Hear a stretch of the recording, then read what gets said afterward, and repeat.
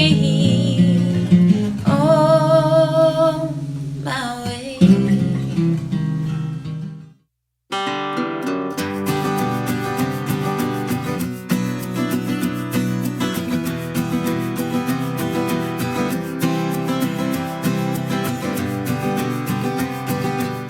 Hey, it's Camo. Welcome to Nashville Meets World. Thanks for joining us today. Special guest in the studio, Dallas Remington. Hey, it's good to have you here. Good to see you again. Yeah. You've been on the show before. Yes. A year or two ago. Yeah, it was a while ago, yeah. So welcome back. Thank you. Thanks for having me. It was good to see you. Yeah, well, the feeling's mutual. How was your New Year's, Christmas holidays? It's great. It's great. I got to go home for about 10 days and then hung out with my family, got to be with them, got to sleep in, which is great. And when I'm in Nashville, I never sleep. Yeah. Where's home? Awesome. Kentucky. Oh, okay. Yeah, I'm from Western Kentucky. So we've been here about 4 years. So we go back and forth. It's only 2 hours. So we drive back and forth every once in a while. But it seems like this past year, I would only get to go home like once a month. Yeah. Or once every other month, so it was great to go home for about a week and a half for Christmas. So cool. Yeah. Are you busy here in Nashville? When Yes, you're here, I mean, constantly. you're here, right? Yeah, we're here constantly. If we're not here, we're on the road somewhere playing or radio and touring. I say we, it's me and my mom. Yeah. Mom's here too. Mom is here. Yeah. So always on the road. Like last year, we were gone from about May until September on the road, touring, doing stuff. And when I'm not at a gig out of town or on radio tour, I'm here writing and doing shows here in town. So nice. I see your name a lot. Oh, awesome. Different places. Yeah. Music coming out and all that kind of stuff. Yes, yeah. We released a single in October, so late last year.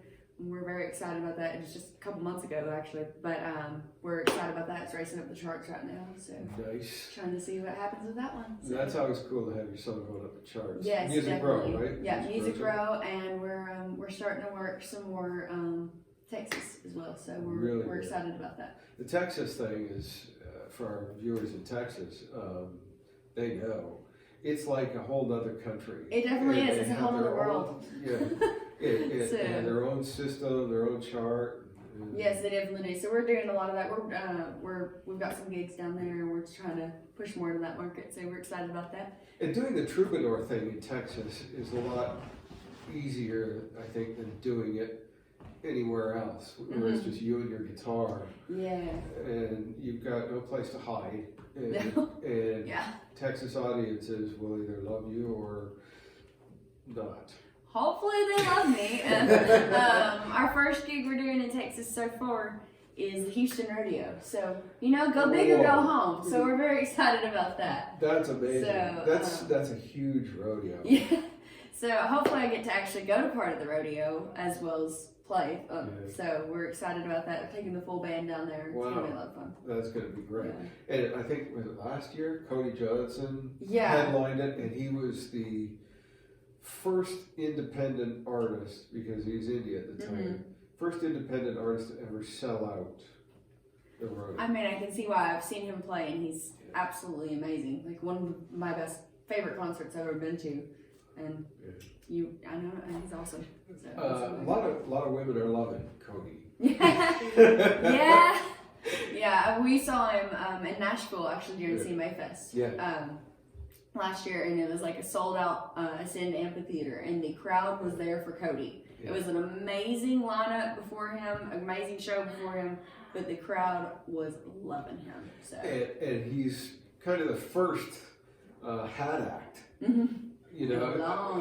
the first hat act that's really hitting the charts hard since the 90s. Yeah. I mean, his show, I literally compared it to like a Garth Brooks show. And now all the other labels are scrambling to get hat acts again. It's hilarious. It's like, we need one of him. Yeah, we need one. Yeah. So tell us about your music. What have you been working on? What have you been doing with it? Yeah, so like I said, we put out a new single last year, and we're getting ready to put out another one sometime early this year. We released a record in 2018. We pushed that all over the place, and so we've just been traveling, playing gigs, trying to make new music. Like I said, I'm writing all the time. We released the one single, gonna release another, and then after that we're hoping to have an EP. That means I have to get my butt in the studio and get some stuff done. Exactly. But we're hoping to have another EP after that. So just trying to get as much music out there for everybody and meet the whole world, basically. This is a good place to do that.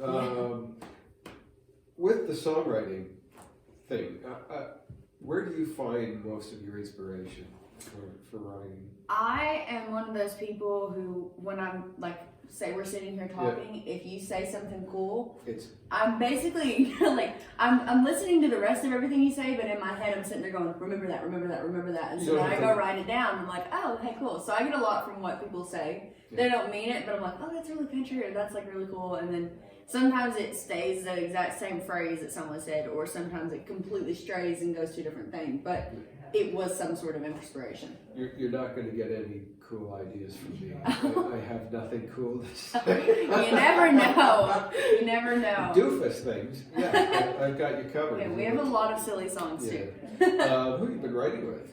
Just, I have a great team. I feel like for a long time I was writing with anyone and everyone, and now it's kind of like narrowed down. I have some great friends from Belmont that I write with, but I have like a great team of writers that I write with all the time. Allie Colleen, Cindy Torres, she's amazing. Cindy Torres, Scott Barrier, Nancy Deckant, and we're trying to get out to push me to writing with bigger writers, signed writers. So I've got some good friends that are doing that. Yeah, so trying to write up, and I've made some really good friends in the industry doing that. So it's kind of, the group's expanding, but I'm finding those people that I just write so well with that I'm just like, you're my people. And that's, through history, there have been a lot of things like that where two writers are just, they click, and everything they write is gold. Yes, definitely.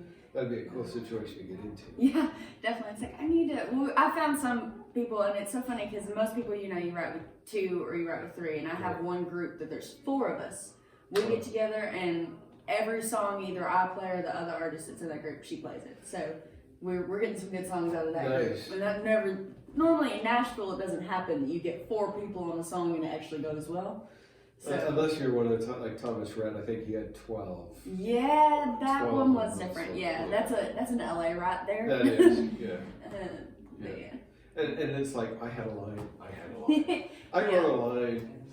Yeah. Well, and now that there's so many people doing, like, out in LA, they do the top lining thing. Right. So the people who built the track get writer's credits too. Yeah. So you could have 15 people in one song, and some of them probably never met. Yeah, because they were just in the studio building the track. And, cool. Yeah. Cool. You want to do a song? Yeah, totally. Cool. Here, we're talking about songwriting. I'll do a song about songwriting. You're watching Nashville Meets World. I'm Camo, and that's my guest, Dallas Remington. And that's I wore my camo. She wore her camo either, so I wouldn't see her. Trying to be clever and playing her today. So, we're talking about songwriting. Yeah. I'll give y'all a little insight on what I grew up on. As y'all can probably tell from my accent, I am Southern. I'm from Kentucky, and so I grew up on country music, as I call it. So, my favorite artists were Loretta Lynn, Patsy Cline, and Mama's favorite band was Alabama, so always listening to Alabama and Garth Brooks. And my grandmother's favorite artist was Camo. So I grew up with country music. And so I was actually on a writing retreat a couple months ago with some good friends, and we were all sitting around talking about the music we grew up on. And I just had that thought going through my head about what everyone grew up with, and I was like, I'm kind of weird because I grew up with older music than everyone else. And I was the youngest one there. Thought it was funny. But we were talking about it the next morning. It was my last ride of the retreat. I was riding with Nancy Deckant and Mr. Chris Wallen. And we were just talking, and we were out towards Hurricane Mills, where Loretta Lynn lives. And I love Loretta, and I just named my car Loretta that week. So Loretta was on my mind, and then Chris said something with the word crazy in it, and I don't know what it was, but it was like literally when he said the word crazy, everything muted, and I just heard Patsy go crazy in my head, and I was like, that's a God thing. I feel like I can't ignore that. I tried to, but he just kept saying crazy, and every time he did it, it just kept happening. So like, there's something there, and I was like, I don't have a hook, but I want to write something about Loretta, and I keep hearing Patsy in my head, so I feel like it needs to be a Patsy and Loretta song. And we were talking about it, and I was like, I really don't want to not write another tribute song because there've been so many tributes.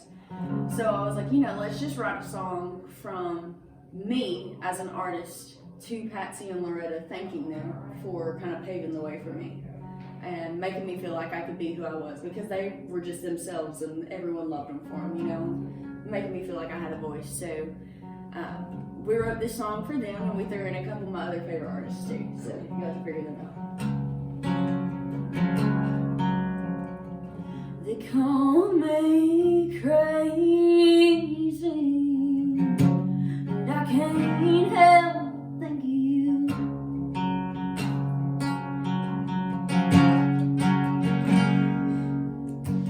Coming through our kitchen radio, 'cause my mama loved you too.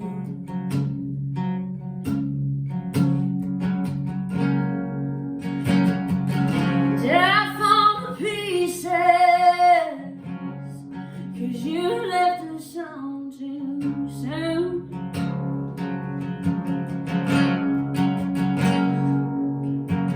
But you left this Kentucky girl a sweet dream to hold on to.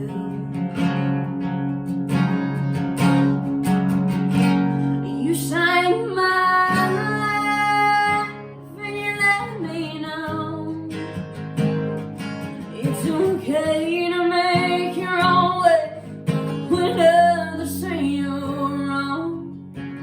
You showed me the woman I wanna be, so I still sing your songs, 'cause your songs wrote me.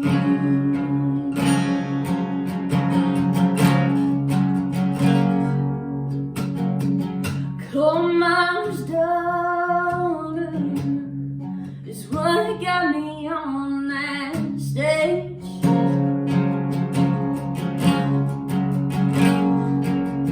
But there ain't no woman enough to ever take your place. You sang my life and you let me know it's okay to make your own way when others say you're wrong. You showed me the woman I wanna be, so I still sing your songs, 'cause your songs wrote me.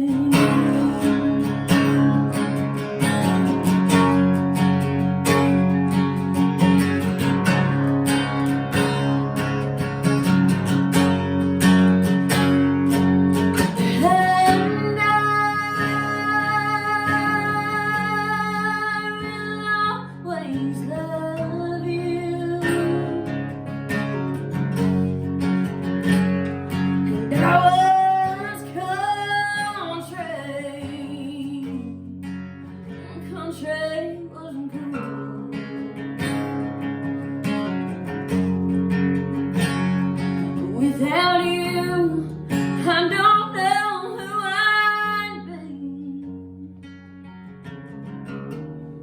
I don't know who I'd be. I'll always sing your songs, 'cause your songs wrote me. Wow. Thank you. That's a great song. Thank you. That is a really good song. Thank you so much. I love all the references in there. Thanks.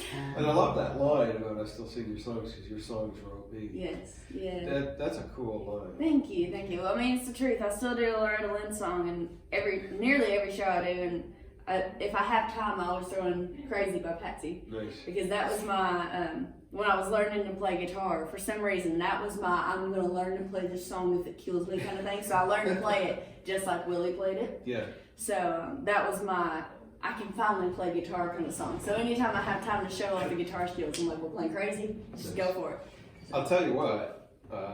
Since the last time you were here, you have grown immensely. Your voice has developed so nicely, and your guitar playing is really good. Yeah.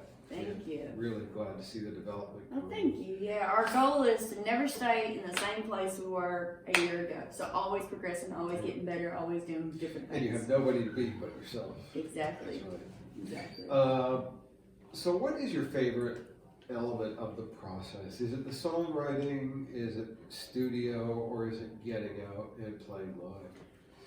I love all of it, but my favorite thing is playing live. Yeah. Like, I never feel like the most of me as when I'm on stage. Like, when I'm out there and, like, a crowd's getting into it, that's where I'm just like, yes, I don't need anything but this. It's immediate feedback. Yeah. When you put a record out, you don't get that immediacy. Yeah, exactly. So when you're there and you can see their faces, it's like, okay. Do you... It's happening. A lot of artists now are testing it. I mean, the old days, you never played anything new on the road. You always played what you had out. Yeah.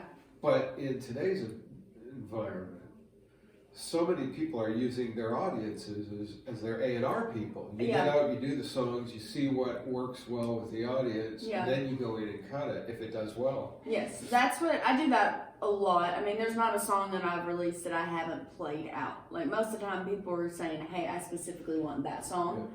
Yeah. But like songs with like Songs Wrote Me and things like that, the more heartfelt songs, my way of knowing if that's a good one or not is if you're in a loud bar and they shut up. Yeah. Then it's like, that's a good heartfelt song. That's happened a few times with this song. So I'm like, okay, we're good. That's a good one. So we're going to cut that one eventually. And it just makes sense to me that you test out stuff on the road. If the audience isn't into it, then why waste your money cutting it and realizing you've got a dog? Yeah, I've always wished the people that I look up to, you know, they're obviously way bigger than me, but I've always thought it was so crazy to be like, oh, we released an I've never heard song. I'm like, you've never played the song? Like, how can you do that? How do you? But they can do it because they have bigger audiences and everything. But for like someone on my stage, it's great to do that. Yeah. And then like we even had some fans like listen to some of the record before we even like released it and got like their opinion. They're like, yeah, we're ready for this. Like, it's great. So we I mean, in this stage, we definitely have to play them out to see how people are going to feel. Because you just can't afford to go in and cut 12 songs when it costs about $2,000 to do a song. Yeah. And that's kind of the low end. Yeah, that is the low end, and that's why, I mean, today's age, everyone's doing EPs. Because it's just a lot easier. And I mean, even the big guys are doing EPs. Like, Lee Bryce put out an EP. Yeah. Like, there's no, like, it's great. You're getting more music out in, like, a less amount of time. Because if I wanted to do a full record, it would be like 3 years in between each one, just between the studio time, the writing time, and everything to put together. So it's like a little 5-song EP every year and a half or something, or 7-song EP. It's easier. It has become very much a singles-driven business. So a lot of people they're releasing singles, and then they'll put those on an EP to sell off the merch table. Yeah, so we did 3 singles from the last EP. We have 2 for this one so far, and there'll probably be a 3rd. So we have to figure out what's the rest of the EP yet. So we have a bunch of big decisions to make this one in the next couple months. How old were you when you first... Two-part question. How old were you when you first discovered that music could paint a picture? That you could see what the songs were saying? Yeah. And what song do you think it was? So I started playing guitar right before I turned 10. Started coming to Nashville when I was 11. And I loved playing, I loved singing. But like I remember, and I've told this to him because I'm friends with the writer now. It's like the whole world's like combined or whatever. We were playing around together and he played it and I was just like, dude, I have to tell you this. So I remember I was probably 11 or 12. I don't know. I was sitting in my dad's work truck listening to the radio. The radio never worked on it, and it happened to work. And the song came on, and it was The Family Man by Craig Campbell. Okay. And I was just like, if I ever write a song, I want to write that song. And now fast forward, I'm really good friends with Joel, and I told him that one day, and I was just like, dude, that was the song that made me realize what songwriting was. Wow. Like, to then it was just kind of like, oh, yeah, they wrote the song, it's great and everything. And then I heard that song, and I was just like, oh my God, it's a whole other world. And it made me listen to lyrics deeper and made me realize what they were. So that song alone kind of just like changed ooh, I want to do this. Like, I want to write them. Before then, I wanted to sing. I wanted to play guitar. Didn't know that I had to write as well, and that just kind of like opened up everything for me. Yeah, a friend of mine said, Billy Mata, who's a great Texas artist, he had said that El Paso. I love that song too. Marty Roberts was the first one where he realized the pictures that a song can create. That is an amazing song. I've heard there was a brother trio that used to travel on the road with him, and I heard their story about when Marty was writing that song on the road, and I already loved that song, but just hearing their story about like how long it took him and how every week, by the time he finished the song, he had like 30 verses on it or something. And they're like, what's going on? And that just made me like fall in love with that song so much more, just because he put his heart and soul into it. He wanted the best song possible. For me, it was Saturday in the Park by Chicago. I haven't heard that. And it was, I can't remember what year that came out. It was late 60s, early 70s. And that's the first song that I could see the people that he was talking about, and you could hear the man selling ice cream, and it was just amazing. And that song was like, okay, I get this. Yeah.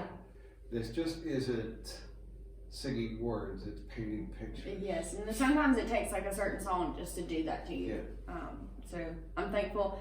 Like I said, it's just so weird that now I'm friends with one of the writers of the song, and I was able to tell him that. That's awesome. But it was like it all came back to me because we're sitting in Bluebird and he plays a song, and all of a sudden I was back in that truck when I was like 11, hearing it on the radio, and I was just like, whoa, this is so weird. The whole world is like made a big long circle, and now I'm playing and writing with this guy. It's crazy. And one day somebody's going to do the same thing to you. Hopefully. You want to do another one? Yeah, totally. So like I was saying earlier, we released a single a few months ago, so I'll play that one for y'all. So this is our current single at Country Radio. Make sure I'm in tune. I wrote this with Allie Colleen, Cindy Torres, and Scott Barrier. That's my four-way write that our good group, we get some good songs out of. But I had been down in Mississippi, hanging out with some friends, playing some shows, and one of my buddies was talking about how he'd gone through a divorce, and his ex-wife's magazines kept coming to his house. And I was like, there's a song there somewhere. So I literally got back at midnight that night and went to a write with Allie and them at 10 a.m. the next morning. And I was like, there's something here. I think we could do something, but I don't know what it would be. And they're like, well, let's make it a girl song. What's a guy magazine? And I was like, I don't know. And they're like, what did your dad ever have? And I was like, I don't know, Field and Stream. And so the entire story came out of me saying Field and Stream. And it's my fourth single, and it's called Hunting Season. And it's one of my favorite songs I've ever been a part of. So. You Field and Stream magazine in the mail again. I see your name, I go insane, thinking of revenge. First time it's come since you ran off with my best friend. I'm sitting at home all alone, might as well read the thing.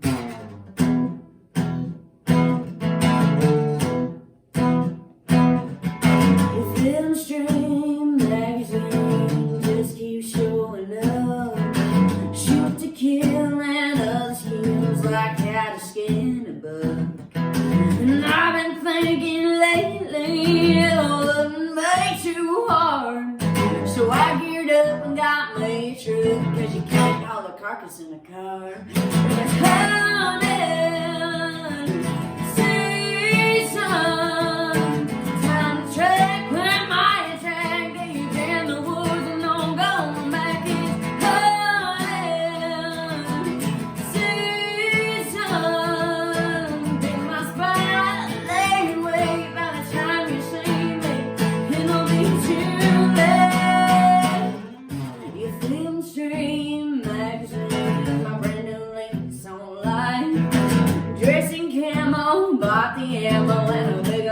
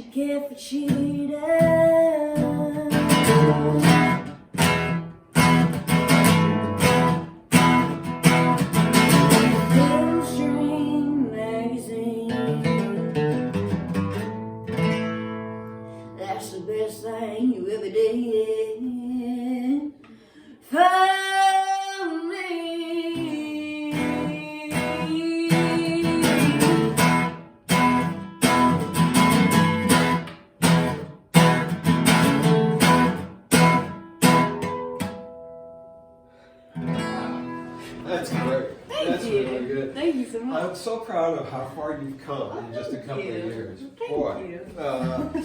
Okay, so now it's time to play Asked and Answered. Our viewers around the world send us questions. Okay. And they're in Nana's ugly cookie jar. I was wondering, I was like, okay, it goes not really with good decor, but okay. It doesn't go with anything, ever.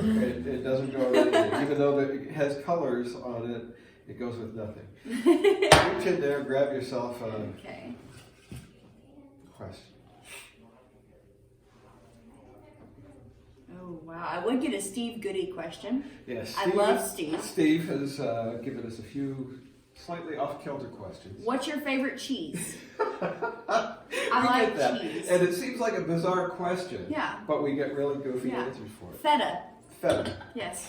Feta. Okay. I do a lot of things, like I love to cook. Okay. So I do like a lot of fancy things that I wouldn't have normally done. And so I've learned that I really like feta because I put it in like everything. So, there you go, Steve. Cheese. Feta cheese for Steve. If you'd like your question on Asked and Answered, all you got to do is send us a message here on Facebook, and we'll put it in Nana's ugly cookie jar. Steve is from Nashville, too. Yes, amazing comedian. Yes. Hi, Steve. I didn't know he was a comedian, so that explains. Yeah, he's great. He takes songs and writes comic things out of famous songs, melodies and stuff. He's great. Blue Hair's Driving in My Lane. Yeah, stuff like that. Yeah, and he's a great producer as well. So we'll have to get Steve on the show. So yes. Steve, if you're watching, send me a message and we'll get you on the show. Final question. Okay. Dallas Remington is going out on her first international stadium headlining tour. Who opens for you? Oh wow. Well, I have so many friends, so it's like hard to pick. It's like, can I have certain people per show? I have so many friends that I would love, I see everyone, they're headlining or like their tours or whatever, and it seems like they're just having a great time because they're literally on the road with their friends. So any of my best friends, I have so many that it would be hard to choose, and if I did, somebody's going to call me and be like, why didn't you say me? So, if I could pick someone famous to open for me, Garth Brooks. I keep saying this. He's got to hit the skids at some point. You can open for me. It's okay. No, I'm kidding. I'll open for you. What I think is great is we get so many artists in here that are kind of at your level. Mm-hmm. And to a person, it's, I want to bring my friends with me. I want to bring the people I write with. Mm-hmm. There's very rarely one at your level that says this person. It's the friends that are supporting you, and you're supporting them, and whoever makes it big. Yeah, and that's but if you notice, all these people who are getting their headlining tours, they are bringing the people that they did start with. It might not seem like they're connected, but hey, they wrote when they first came to town together and stuff, because everyone, even though Nashville's a big town, it's a big small town. Yeah. Everyone's connected in some way. Yeah, I think the 6 degrees of Kevin Bacon. I think it's reduced to 3 degrees here. Everybody knows somebody who knows somebody. Exactly. Yeah, exactly. Cool. Thank you. What have you got coming up in the new year? Now? We're always traveling, so check the website for my schedule. DallasRemington.com. It's Dallas like the city, and Remington like the shotgun or the curling iron, whichever you choose. And my full schedule's on there. Yes. Links to all the music's on there. And links to all the socials are on there as well. So that's the best way to get a hold of me. Thank you for being here. Well, thank you for having me. Yeah, it was so great to see you. Yeah. I will have to do this again. Yes, not definitely. 2 years down. No, definitely not. Yeah. Thanks for watching Nashville Meets World. Make sure you catch me every Sunday on Chris Country Radio following the Bobby Bones Show all across the UK. And every Thursday morning at 9:30 on 88.9 Tamworth FM in Tamworth, New South Wales, Australia, with Jody Crosby and John Wolfe with my pick of the week. We'll see you next time. Thanks for watching.